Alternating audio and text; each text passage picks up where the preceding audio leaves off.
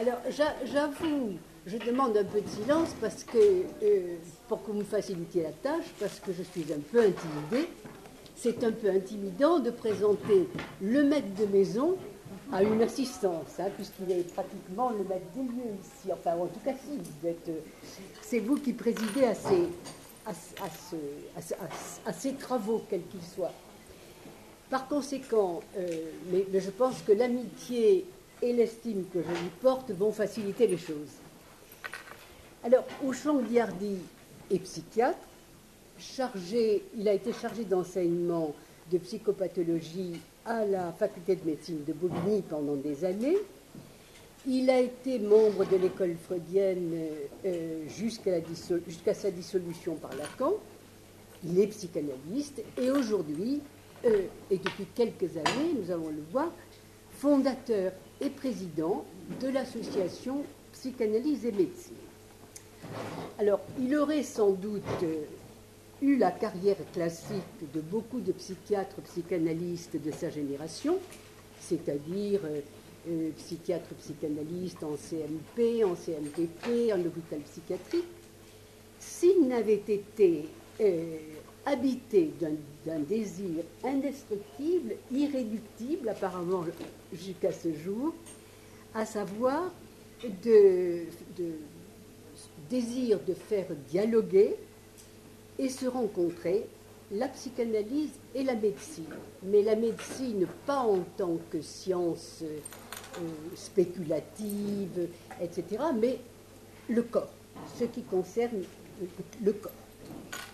C'est et c'est la raison pour laquelle c'est au cœur d'un hôpital général, celui de la Pitié-Salpêtrière, au lieu du primat du biologique et où le temps de l'urgence, c'est-à-dire l'urgence de l'acte chirurgical ou de l'acte médical, n'est pas celui de la subjectivité, qu'il va porter par conséquent la parole analytique, ce qui est une entreprise pour le moins audacieuse. Bon, il y crée en 1997 l'association Psychanalyse et Médecine. En effet, l'association aura 15 ans d'existence dans quelques mois. On va fêter son anniversaire. Et par conséquent, il crée l'APM en vue d'élaborer, de confronter et de croiser des éléments issus de la clinique psychanalytique et de la clinique médicale. Au cœur de ce projet et de ce dispositif, il organise des consultations psychanalytiques publiques de malades atteints d'une pathologie somatique ou organique grave, et ces consultations s'institueront en un véritable enseignement, ouvrant en effet un temps d'élaboration et de réflexion clinique et théorique. Dans ce contexte de recherche clinique et d'approfondissement théorique, des groupes de réflexion, des groupes cliniques, des séminaires, chaque année nouveaux, des cartels, des contrats de recherche se sont peu à peu mis en place, en même temps que se mettait en place une équipe permanente de psychologues et de psychanalystes, dont je vois d'ailleurs quelques personnes dans l'assistance, là. Au sein de cette unité qui fait aujourd'hui partie intégrante de la vie de la Salpêtrière, sont également organisés des stages de clinique analytique hospitalière pour les étudiants en fin de cursus. Alors, est-ce que c'est un pari gagné? Vous nous direz ça tout à l'heure, mais enfin, il semble que pour l'instant, la greffe est prise et qu'elle ait produit des effets. Avant de lui laisser la parole, je dois vous informer que notre thème, c'est-à-dire qu'est-ce que le corps pour la psychanalyse, sera repris tout au long de l'année 2011-2012 et dans un souci d'ouverture et pour enrichir nos débats, notre président et son équipe a souhaité y inviter à y intervenir des collègues de référence, c'est-à-dire qui ont écrit sur la question du corps ou qui ont travaillé sur, qui ont investi cette question. Hein, et par conséquent, inviter à intervenir des collègues de référence appartenant à d'autres institutions analytiques, et le programme vous en sera communiqué ultérieurement. Mais pour ce soir, c'est camarade, encore un effort pour être moniste, qui est à l'ordre du jour. Alors, yes. Voilà, ça fait rien, je reste là. Un grand merci à Geneviève et à vous. Il paraît qu'il faut que je parle fort. Bon. Alors, effectivement, il y a eu de longues années de travail intense avec un grand nombre de personnes, dont certains sont ici, et pour essayer d'intégrer à la fois dans la clinique et dans la théorie, c'est-à-dire dans la métapsychologie, ce qui paraissait un petit peu laissé de côté, finalement, dans la psychanalyse, qui était donc la question de qu'est-ce que le corps. Donc nous abordons ça, c'est effectivement une question impossible et une question à la fois ridicule ou centrale, comme on voudra. Et quelle drôle d'idée de poser ça comme question de base, de même que de vouloir parler du monisme. Vous avez remarqué que personne n'en parle. Comme dit Minkowski, tout ce qu'il dit d'ailleurs, nous aspirons au monisme. Vous voyez, c'est une aspiration, mais ça s'arrête un peu là. Alors, qu'est-ce que c'est que le monisme? Alors, je vais aller de ci, de là, et puis vous verrez si ça vous égare ou si ça ouvre des chemins, ou ça déstabilise un petit peu. On va essayer de prendre quelques points de référence. D'abord, le monisme.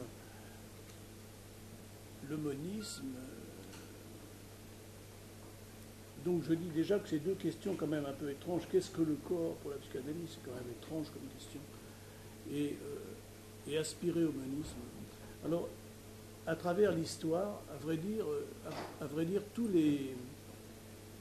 on ne peut pas dire les cliniciens, mais les philosophes ont toujours abordé cette question.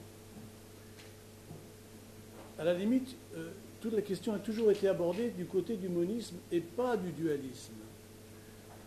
Au fond, le monisme résumait tout et son contraire, mais quand même, pour une part énorme, la question était orientée, même chez les philosophes, du côté métaphysique, c'est-à-dire retrouver le un pur, en deux mots,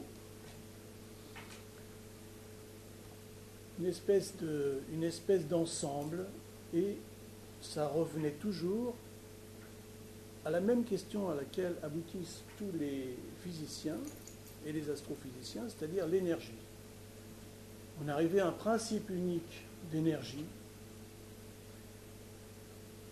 et je vous dis, la plupart du temps, entrelardé de métaphysique, on arrivait à la question divine en permanence. Donc ce sont les énergies qui se transforment les unes dans les autres. C'est exactement la même histoire dans la physique, encore une fois. Une réalité indestructible et fondamentale. La force originelle de l'univers. Alors, il y en a même certains qui appellent monisme l'opposition même entre les questions, les phénomènes physiques et les phénomènes psychiques. Vous voyez que c'est à boire et à manger. Alors que, donc, ce que nous essayons, enfin, ce que j'aimerais quand même, et je crois avec l'assentiment ou le sentiment ou l'aspiration de chacun, c'est aller du côté de l'intégration dans un même ensemble de ce qu'est le psychique et le physique. Alors comment est-ce qu'on peut avancer là-dedans? Parce que, donc traditionnellement, c'est l'esprit d'un côté, le corps de l'autre. La médecine n'a pas fait autre chose, et la psychanalyse n'a pas fait autre chose. Mine de rien. Alors que dès le début, Freud a passé son temps à parler des histoires physiques. Sur toute l'histoire de la psychanalyse, il y a toujours eu des travaux sur le corps, mais comme si on restait quand même dans une séparation entre les deux. Et pas une intégration. Alors, quelle est la séparation, quelle est l'intégration de cette affaire? Alors, on peut interpréter ça plus ou moins mal en disant qu'on a voulu mettre d'un côté, de parler comme ça de la castration, de la séparation la plus simple. C'est-à-dire d'un côté le corps avec ses maladies, avec la psychose, la bestialité, la passion, la jouissance, les femmes. Et de l'autre côté, eh bien l'intellect, l'esprit pensant, torturé. Comme dit Lacan, il y en a qui pensent qu'ils pensent, disent-il. Alors voilà, il y a d'un côté la matière brute et de l'autre côté la matière pensante. On parle bien de matière grise. Alors,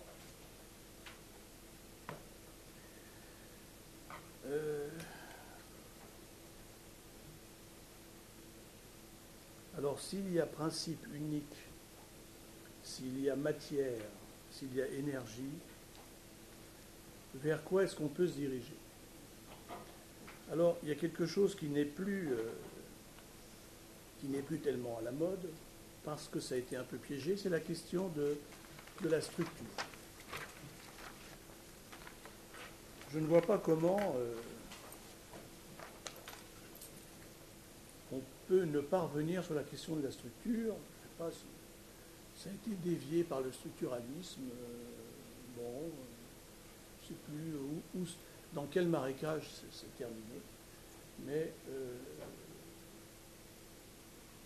qu'est-ce que c'est, la structure? D'abord, la structure, c'est très compliqué. Il y a quelques années, il y a déjà de longues années, j'avais fait un séminaire qui proposait la formule que la structure, c'est le transfert. Parce qu'en effet, il n'y a pas un être humain ou un être animal ou une substance minérale qui existe séparément, mais encore une fois, comme l'avance la physique contemporaine, c'est toujours en relation. Relation, contact, échange, transformation les uns par les autres, dans les autres, et un être par l'être ne se tient qu'en relation avec d'autres. Je rappelle le nœud borroméen. Le nœud borroméen est vectorisé. Il est vectorisé par quoi? Parce qu'il y a au milieu, qui est dirigé vers le petit a, c'est-à-dire l'objet extérieur. Un objet séparé, un objet qui vient présentifier comme leur quelque chose d'une histoire perdue. qui ne se retrouvera pas, mais qui fait moteur pour le sujet. Sans ce moteur, le sujet n'existe pas ou s'arrête. Et c'est ce que nous avons dans la mélancolie, par exemple, où il n'y a rien de visible pour le sujet de ce côté-là, parce qu'il y a quelque chose qui vient tout obturer. Quelque chose, quelqu'un, une instance, un grand autre, qui vient absolument empêcher tout accès. Et alors, peut-être que l'on peut dire que tous les êtres humains se renvoient les uns aux autres, se renvoient les uns aux autres indéfiniment, comme tout le reste du monde vivant, dans lequel j'inclurais jusqu'au monde minéral le monde entier, et qu'au fond, on pourrait dire que la structure, elle est aux dimensions de l'univers, mais avec des séquences, avec des parties qui sont ou imaginairement ou autrement séparées en parties. Ce qui fait que on appelle généralement un individu un sujet, on croit qu'il est séparé, on croit que ses organes sont à lui, c'est quand même un peu léger, et comme s'il était tout seul. Je répète que le seul qui se croit tout seul, c'est celui qui se trouve dans une situation mélancolique, parce qu'il ne voit pas ses relations, la relation qui le déborde. Mais il n'y a pas d'être humain sans relation avec les uns les autres. Donc, quelque chose d'une histoire séquentielle et au fond,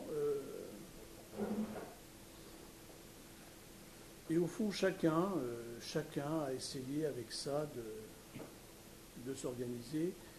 Et ça rejoint notre question du monisme, en ce sens que, et ce qui est critiqué par Lacan, c'est qu'on confond, on a confondu et on confond dans des tas de circuits la conscience et le sujet. Or, la conscience est irrémédiablement bornée, dit Lacan, et il y a un certain nombre de gens qui n'ont pas accès à l'existence de l'inconscient, même si le mot circule maintenant considérablement. Disons qu'il y a dans le monde des vastes circuits où la conscience paraît être maîtrisante et résumer tout le champ de la réalité du corps et de l'esprit. C'est ainsi que nous avons à l'hôpital, couramment, je ne suis pas fou docteur, quand on demande quand un médecin, par occasion, propose d'aller voir un psychanalyste, un psychologue, parce qu'il y a une maladie physique, je ne suis pas fou docteur, ça veut dire que nous sommes là dans à la fois le déni, à la fois l'inconscience, il faut le prendre comme ça, et à la fois dans une situation d'idiot, de béné. C'est un terme que je vais employer aussi autrefois, j'ai arrêté un peu parce que ça déplaisait beaucoup, c'est le somaté. Parce que quand on est dans cet état physiquement atteint, débordé, dans lequel on est strictement aveugle et inconscient, eh bien, c'est quand même, au moins sur cette partie, une situation sotte et matée.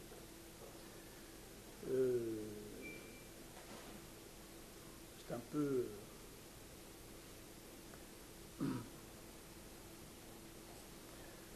Et c'est de là, on dit, par exemple, alors on revient au corps, on dit le corps, il ne ment pas. Le corps, il ne ment pas. C'est-à-dire l'exercice ou l'expression du langage à travers le corps, lui, dit une vérité qui n'est pas visible. Et c'est pour ça que, alors, si on parle de la relation médecin-malade, que disait Lacan là-dessus? Bon, je vais le retrouver, je ne sais plus. Enfin, on peut dire, la relation médecin-malade, c'est au pays des aveugles, les borgnes sont rois.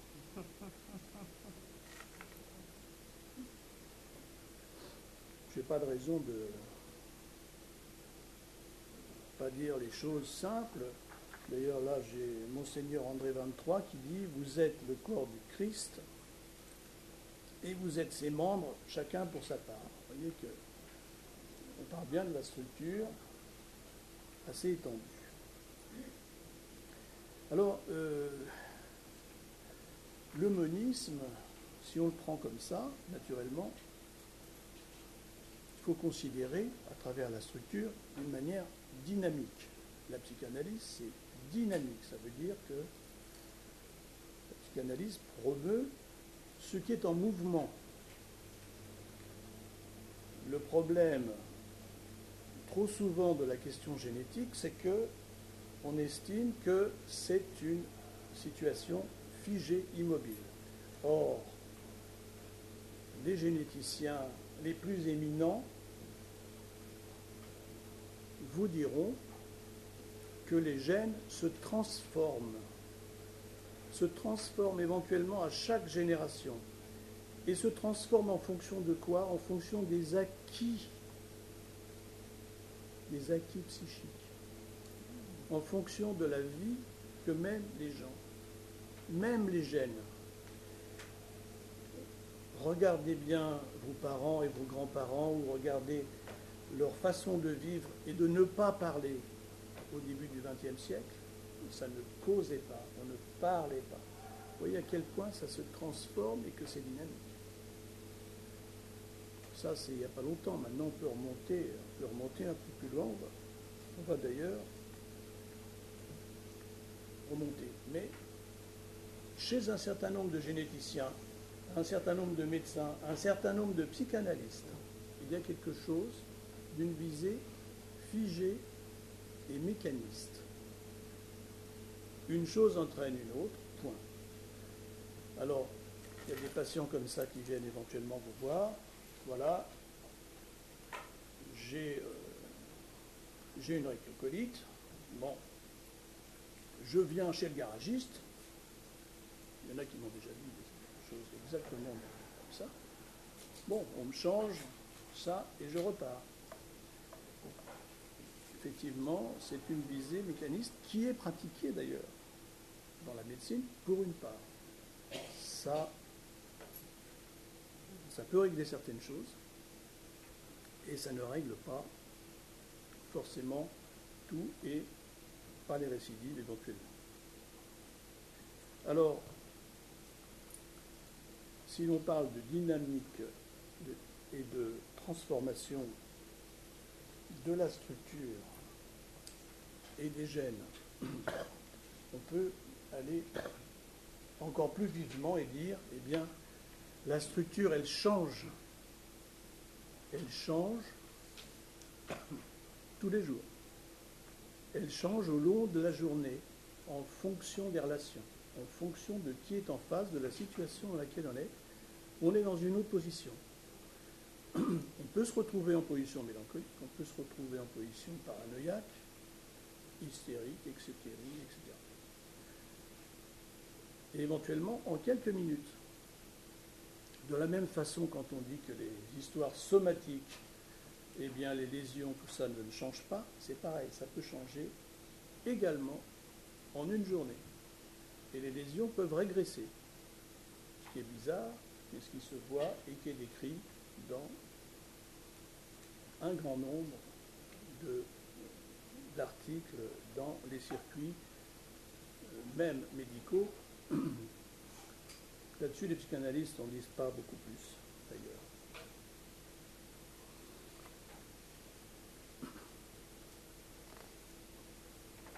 Alors,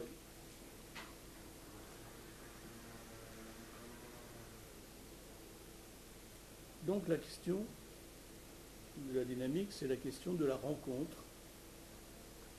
et des conditions de la rencontre. C'est ce que Lacan aussi développe sur la question de la tuque. Effectivement, il y a un moment opportun, il y a des circonstances, et des circonstances comme ça de création ou de stagnation.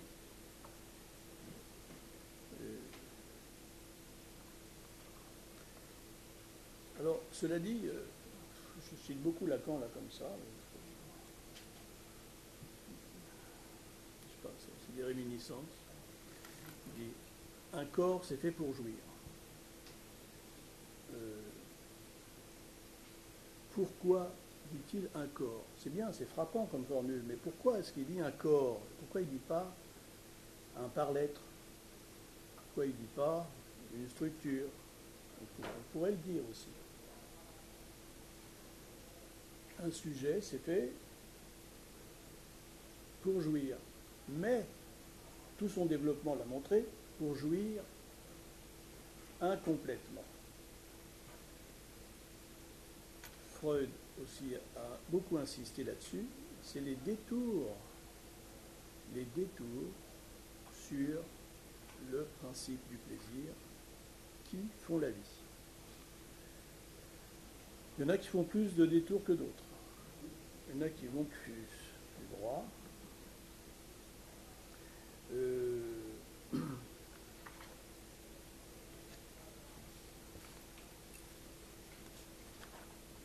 Bon.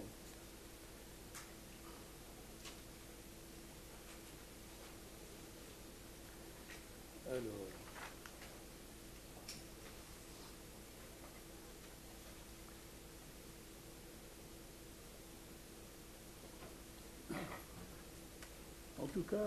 En tout cas, qu'est-ce que, comme la vie nous est quand même extrêmement opaque, hein, tout le monde est très sûr de lui, mais enfin, le corps, en tout cas, c'est un monument de méconnaissance pour chacun, pour les psychanalystes, pour les médecins, pour chacun, et d'holophrase.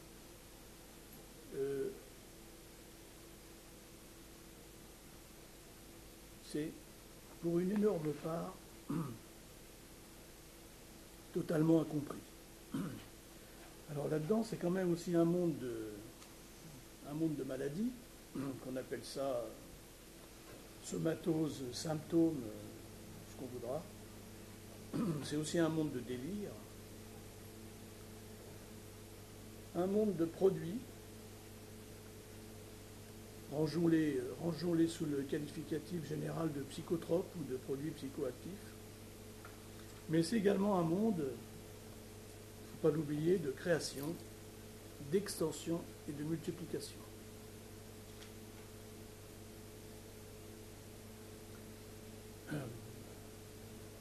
Ce n'est pas parce qu'on assiste en permanence au massacre des innocents que dans la médecine et dans la politique, que ça change. Alors, il faut quand même resituer un peu cette histoire du corps de l'être humain. Alors, je reprends la litanie des dates supposées à partir de la création que l'on imagine de l'univers. On va parvenir sur 4,6 millions d'années, mais enfin, je reprends le corps. 2 milliards de vies unicellulaires, c'est-à-dire et sans noyau. 1 milliard unicellulaire avec un noyau. 1 milliard pluricellulaire. Je vous parle de notre corps. Dont 3 milliards et demi d'années strictement dans l'eau. Vous voyez, les vacances. Alors, on dit 3 millions d'années pour la vie humaine.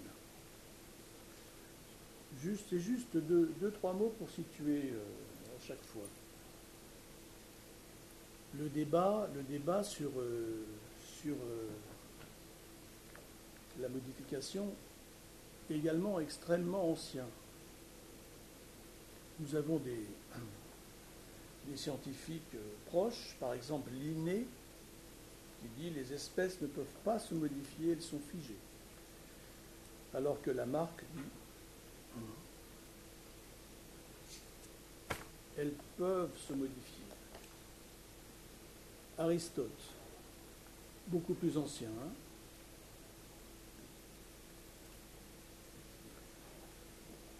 sur changement et mouvement. Le changement partiel. Le corps est guéri parce que l'œil est guéri.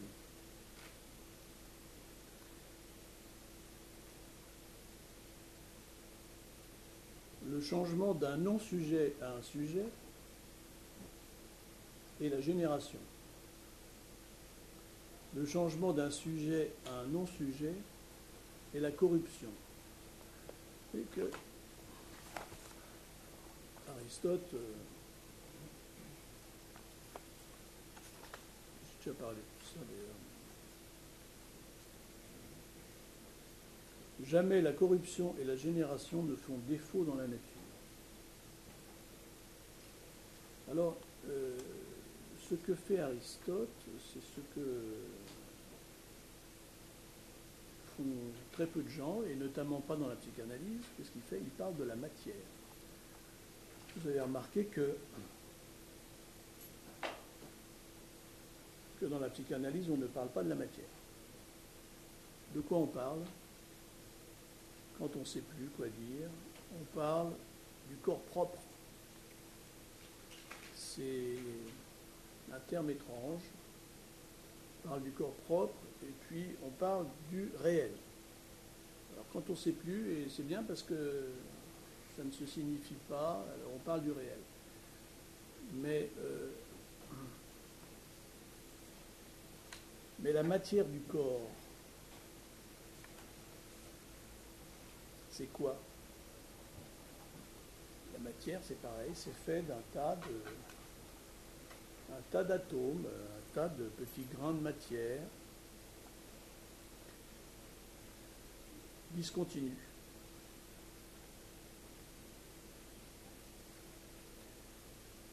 C'est le corps de l'être humain, mais c'est aussi bien le corps de n'importe quoi. C'est-à-dire que, encore une fois, est-ce que si l'on considère qu'il y a du mouvement dans une pierre, on peut considérer que la pierre est vivante. Ou alors, traditionnellement, on sépare le minéral, le végétal et l'animal. Bon. Alors, est-ce que le végétal, c'est de la matière vivante? On va dire oui, le minéral, est-ce que non? Bah, oui. Mais je ne dis pas ça pour rien, je veux parler de jouissance. Lacan, encore lui, a évoqué cette question de jouissance végétale. Est-ce qu'il a parlé de jouissance minérale?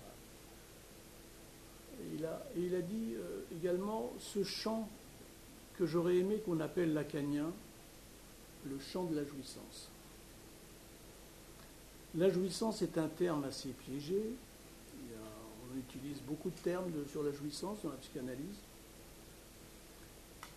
Sans doute pas assez, parce qu'il faudrait distinguer sans doute un grand nombre de jouissances. Quelle jouissance se déroule dans le minéral? Est-ce qu'on peut imaginer ça? Je vous signale que c'est un terme qu'on utilise pour la psychose. Pétrifié.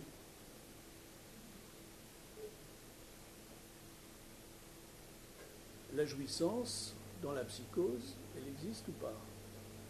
Bien sûr. Elle est permanente. Elle est déroulante. Et quand on n'est pas dans la psychose, on dirait que la jouissance, on la pratique autrement. Elle n'est pas comme ça maximale, permanente, mais les concentrer sur certains éléments, par exemple sur la question orgasmique. Vous avez remarqué que la sexualité et l'orgasme chez les psychotiques, ça fait deux. Il n'y a en général pas trop d'histoires sexuelles et d'orgasme chez les psychotiques. La jouissance, elle est continue comme ça, mais elle n'est pas resserrée à certains moments intenses. Bon. Reste toute la question du sommeil, dans laquelle se déroule une histoire de jouissance extrêmement puissante et qui montre qu'on ne peut pas passer notre temps sans céder à la jouissance. Et c'est ce qui est fait. C'est ce qui est fait dans les histoires somatiques. C'est céder à la jouissance de l'autre, comme dans la psychose. Cela dit, cette inertie, cette immobilité à la fois psychotique et mélancolique, eh bien, on se rend compte que le par-l'être, dans son fonctionnement, notamment langagier, s'éloigne chaque jour davantage de l'inertie. Et chaque jour un peu plus dans l'accélération. Je ne sais pas de quoi, mais il y a quelque chose d'un développement et d'une accélération qui se déroule. Et d'une multiplication. C'est très étrange. Avant, on avait du mal à trouver certains objets, certains mots, certaines informations. Maintenant, on a du mal à freiner l'arrivée de tant d'informations, de tant de mots, de tant d'événements possibles.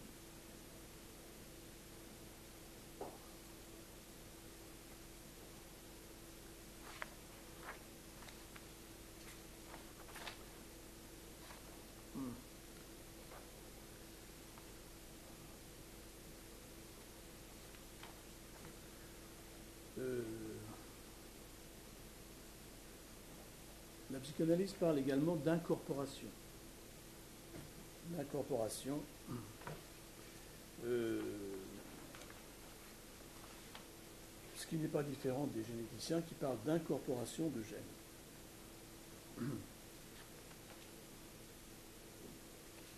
J'avance.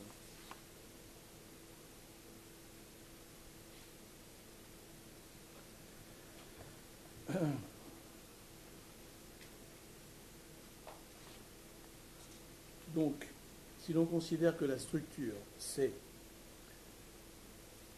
une histoire qui n'est pas finie, mais qui est infinie, avec des séquences, avec des relances permanentes, dynamiques, dans cette mobilité, il faut constater des états de stabilité. C'est ce que les scientifiques appellent la théorie des équilibres ponctués. Ça stagne pendant un certain temps, même dans l'histoire de l'humanité, puis il y a un changement brusque et rapide. Il y a une transformation quand même abrupte. Donc tout ça en fonction de quoi? En fonction des rencontres avec quelque chose d'étranger, de différent, d'autres. C'est pourquoi, dans cette question de jouissance que nous avons à promouvoir, nous avons à considérer les bords, puisque la jouissance s'exerce dans l'espace entre deux bords. Par exemple, un couple, c'est pareil, c'est fait pour jouir. Parce que là, ça fait deux parties.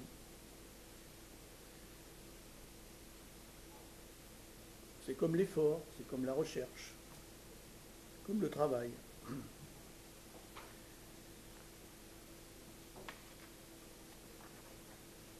Donc de l'autre côté, nous avons quoi? Nous avons l'objet.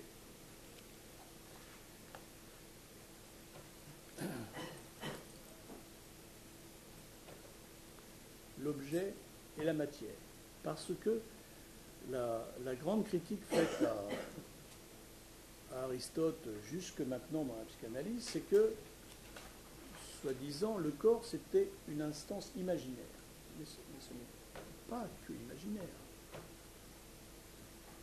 C'est du nouage. Nouage, c'est-à-dire c'est orienté. Le corps, il est orienté.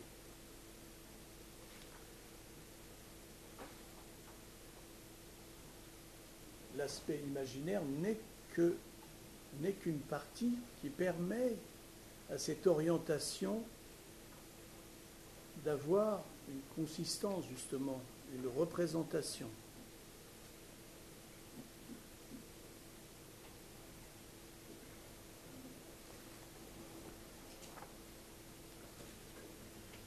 Alors c'est pourquoi dans ce sens, Freud a voulu aborder la question de la relation entre le corps et l'esprit par deux choses, disons, la pulsion et la libido.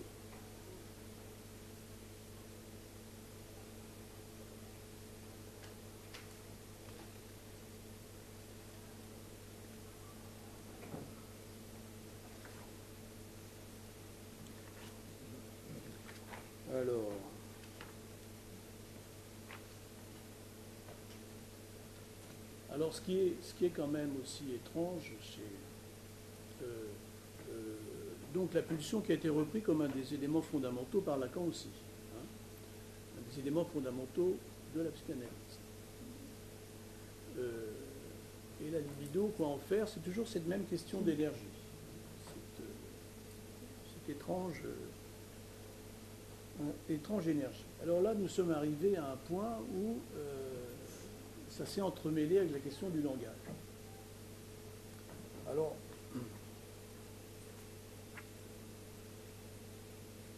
le langage,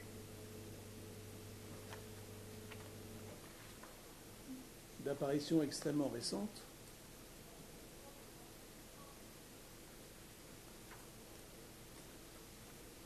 on est tout dans l'ordre, ça. Alors, le langage. Le langage, eh bien,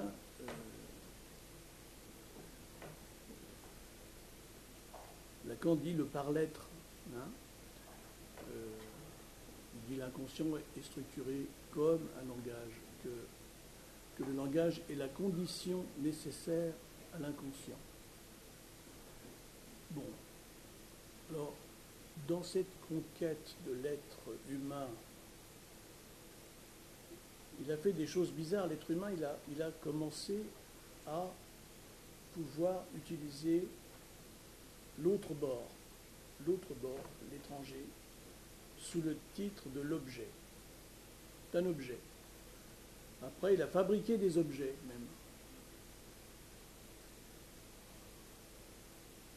Après, il s'est trouvé un objet étrange, qui est le langage. Et le langage, au bout d'un moment, est-ce qu'il est objet? Alors il y a eu des échanges assez légers entre Chomsky et Lacan. Chomsky parlant du langage organe et Lacan étant un peu ébahi sur cette question. Je ne vois pas comment on peut parler du langage pour l'être humain autrement que comme un organe du par-l'être. Le langage fait partie de chacun, il organise chacun, il structure, il fait partie des éléments. Il n'y a pas de par-l'être sans cet organe. Il n'existe pas. Là encore, c'est une histoire un peu bizarre parce que cet organe n'appartient pas séparément à un par-l'être. Il appartient à la fois à plusieurs, à de nombreux plusieurs. Là aussi, ça s'étend d'une certaine façon à l'infini, sauf un certain nombre de barrières dans lesquelles on essaie de découper des séquences. Et effectivement, il y a des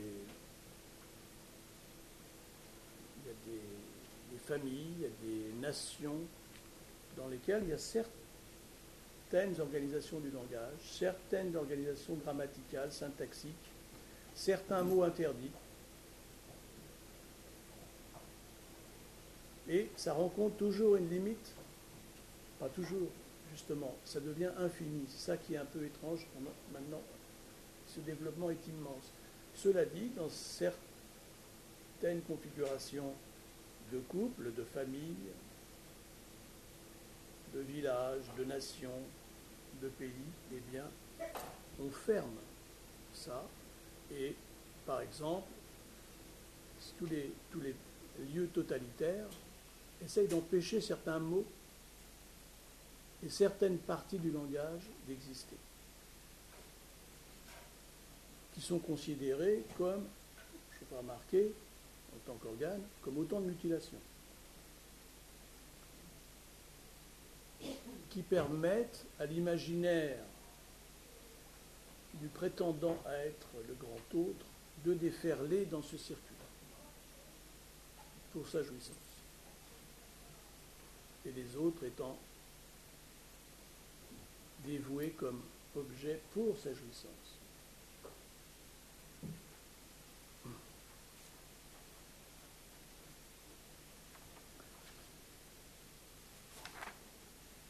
Alors, le langage également, alors ça paraît virtuel comme ça, le langage, c'est de la matière, même si ça ne se voit pas comme ça. D'ailleurs, on valorise beaucoup le langage figé, écrit. Écrit en partie parce que, par exemple, on s'aperçoit que tous les textes ont besoin de retraduction, de réédition régulière, voire de traduction d'un pays à l'autre pour retrouver leur fraîcheur et leur actualité. Tous les textes anciens qu'on a sont revisités sans arrêt. Alors cette matière qui est également portée, comme toutes les autres, comme la lumière, etc., a une réalité physique aussi. Et la matière, donc je reviens à la physique, qu'est-ce que c'est ? C'est un concentré d'énergie. Nous revenons aux mêmes questions. Ça paraît peut-être un peu bizarre de le présenter comme ça, mais dans le développement du langage, je vous en dis des choses bizarres, dans le développement du langage, eh bien, il est clair qu'il y a multiplication, extension de l'énergie, de la puissance. C'est une histoire étrange dans laquelle nous sommes pris.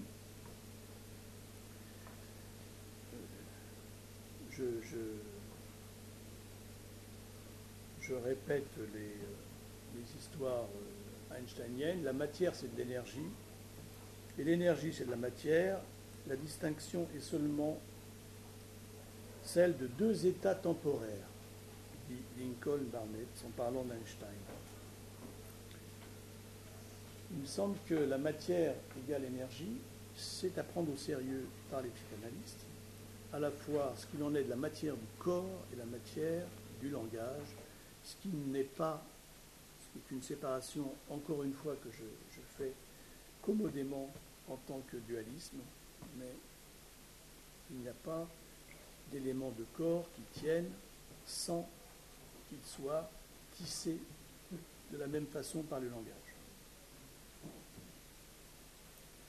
Sinon, c'est une bidoche qui est prête à toutes les corruptions, à la dégradation de même que le mélancolique, dans un état achevé, si on peut dire, pur, eh bien là, il se délite, et la mort réelle est au bout de ce chemin.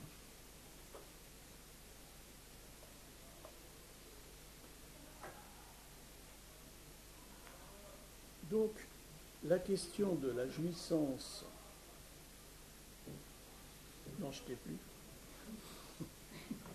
pas tout de suite.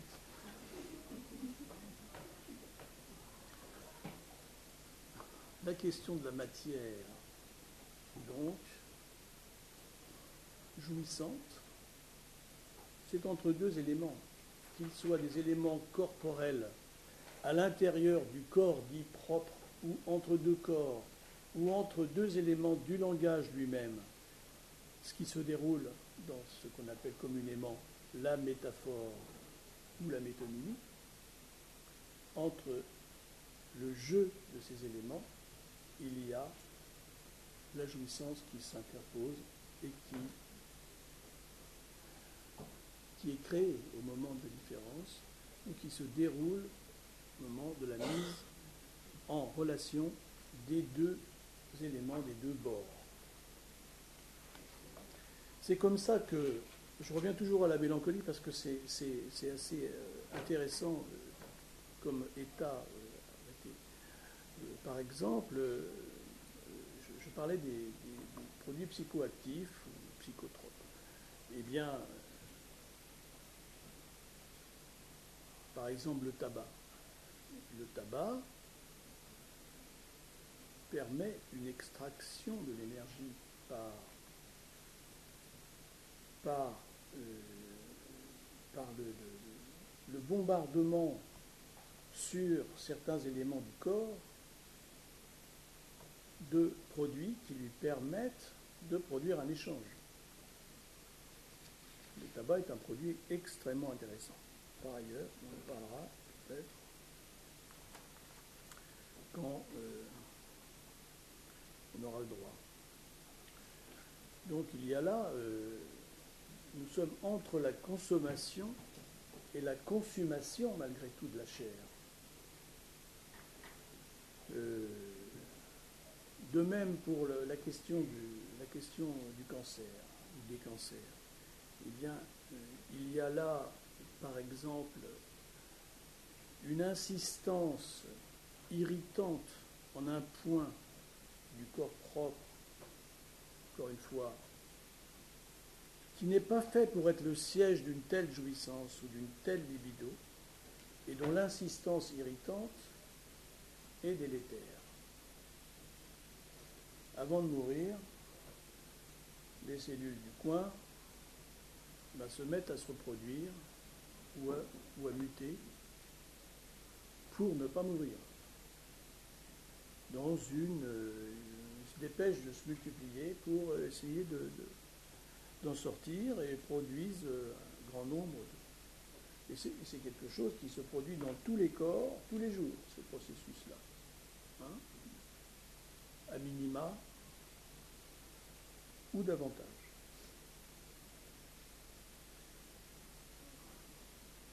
Alors, si l'on parle du langage et de l'effort, donc je disais, fumer, c'est intéressant, le tabac, c'est-à-dire que ce n'est pas, par exemple, je passe tout de suite à zéro, c'est pas spécialement pour traverser l'angoisse, enfin, c'est pas spécialement, pour calmer l'angoisse, c'est pour traverser l'angoisse et pour faire que le sujet soit plus présent.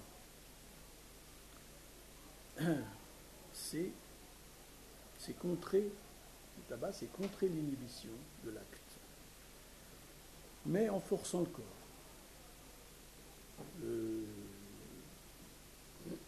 À l'heure actuelle, le tabac est très mal vu. Ce qui est bien vu, c'est l'alcool. L'alcool, c'est... là, on parle d'une oscillation entre les deux, il y a toujours complémentation, mais l'alcool, c'est quelque chose... 2 verres, ça va, 3 verres, les dégâts de l'ébriété. L'ébriété, c'est une situation, on va faire un raccourci, une situation folle. C'est pourquoi il y a des époques, il y a des lieux, il y a des circuits, il y a des religions qui l'interdisent pour ne pas se trouver en état d'ébriété parce qu'on ne sait pas boire juste 2 verres. Mais le tabac est juste le contraire de cette affaire. Tout ça, je vous parle d'interaction sur le corps et sur le mouvement du corps. Il est clair que depuis les années 90, nous sommes dans une version où il faut pousser vers l'ivresse, la folie et le déni, mais pas vers la conscience, vers l'activité d'effort psychique. Bon, enfin, et vers le sujet.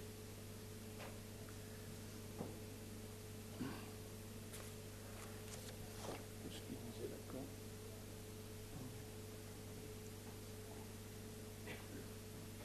Voilà. Je prends Lacan pour m'appuyer sur cette question de langage-organe. C'est dans Silicette 4, dans l'étourdi.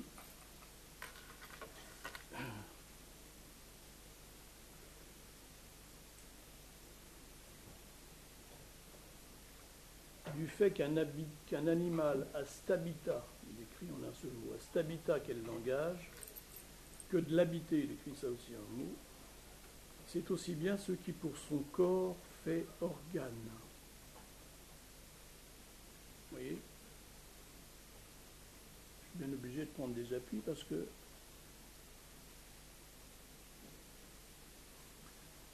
sinon c'est interdit. Alors, donc, c'est pour aller du côté de la linguistique. On entendra comme on voudra, comme un corps vivant. Comme un corps vivant est quelque chose qui se développe, qui se transforme. Il y avait un nommé, vous connaissez sûrement, Ernest d'Armesteter. Il a fait 5 leçons vers 1895, je crois, à la Sorbonne, et il a sorti ça sous le titre « La vie des mots ». Je dis ça parce qu'à l'époque, il y avait un certain nombre de linguistes qui disaient que la langue française, par exemple, eh bien, était aboutie, finie. Elle était parfaite. Il n'y avait plus rien à changer de la même façon. Et à la même époque, eh bien, il y en a qui parlaient, il y en a, enfin, lui en tout cas, c'est pas que lui, qui parlait que, d'une certaine façon, dans le langage, la vie se déployait, s'étendait et se créait. Et c'est ce qu'on voit très bien. Et il y a certaines langues qui sont beaucoup plus faciles, beaucoup plus souples que d'autres, et qui permettent ça. Et le langage n'est pas une histoire très, très ancienne, dans les millions d'années que je vous ai comme ça susurré. Eh bien, il me semble que c'est en évolution constante que notre langage, là, nous balbutions quelques mots avec difficulté. On ne peut pas imaginer ce qui peut venir après, mais enfin, c'est en transformation rapide, et dans 50 ans, eh bien, ce qu'on peut lire paraîtra aussi mal écrit, mal pensé, ridicule, comme prenez des livres d'il y a seulement 100 ans, 150 ans, vous verrez certaines formules, ou écoutez les enregistrements des politiciens du début du XXe siècle, le ton, l'emphase, etc., ou bien les romantiques du siècle précédent. Mais ça paraît ridicule et désuet. Et il est probable que nous allons,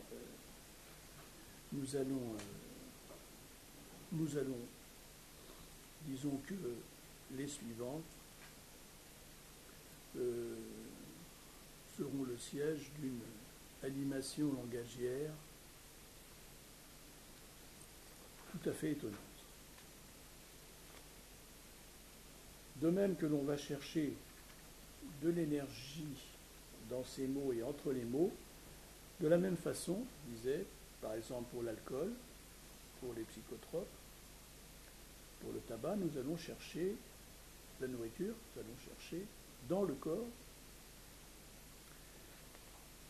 des morceaux pour faire bord, pour dégrader, les dégrader éventuellement si on peut faire autre chose, et pour permettre d'en vivre. Alors, qu'est-ce qui se passe, par exemple, dans la question de la jouissance et de l'objet? Eh bien,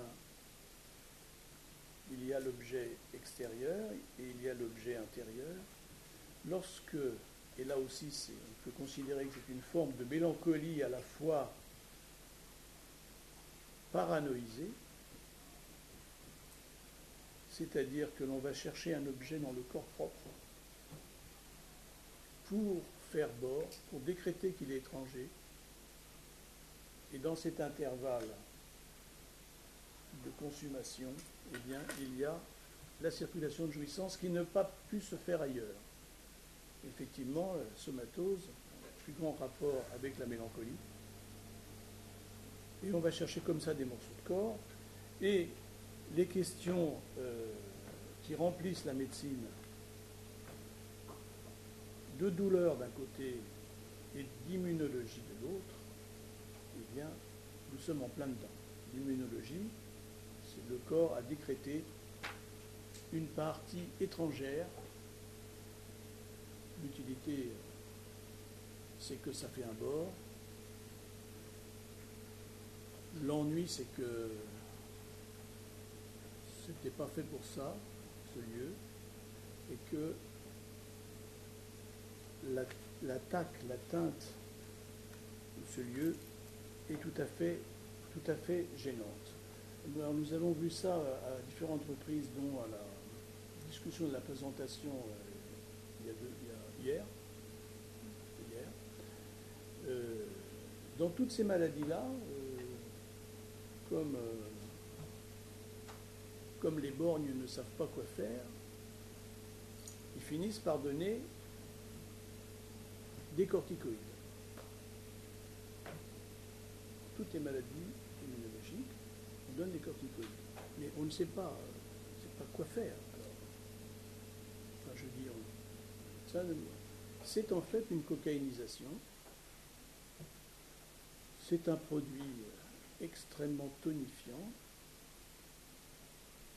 stimulant, antidépresseur, éventuellement produisant des effets d'excitation ou d'état délirant, voire des dérives paranoïaques. Une espèce de façon de sortir de cette affaire mélancolique.